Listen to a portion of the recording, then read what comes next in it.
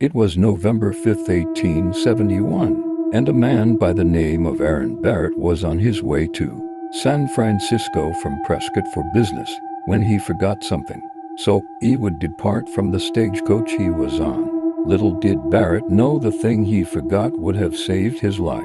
New passengers on the stagecoach from Wickenburg, which would later become a part of the state of Arizona, were on the La Paz Road just outside of Wickenburg. There were 8 people aboard this ride, which would be short-lived, becoming a bloodbath in the coming hours. These passengers, including John Dutchlatz, a driver for the Arizona Stage Company, who was the driver of this particular ride, Fred Loring, who was traveling with Peter Hamill and George Simon as part of the Wheeler Expedition, a research mission on natural phenomena.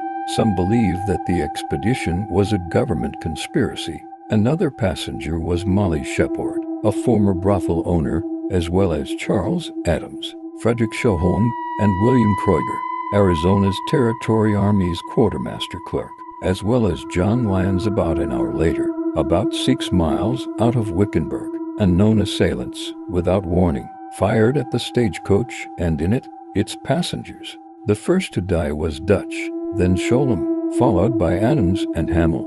Some assailants would enter the stagecoach and stab Loring in the back.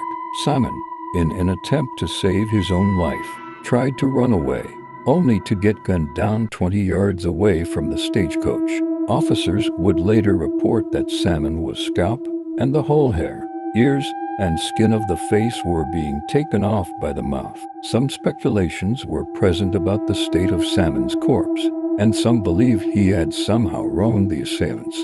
After this, a minorly wounded Kruger was claimed to have fired his handgun at the intruders.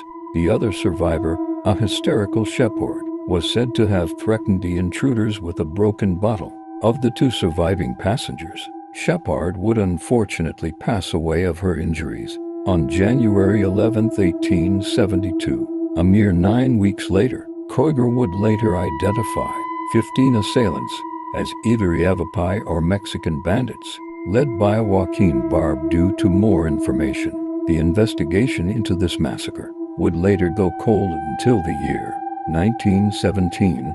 In 1917, a dying Mexican man would give a watch fob to a woman, claiming that the fob belonged to one Fred Loring, one of the victims.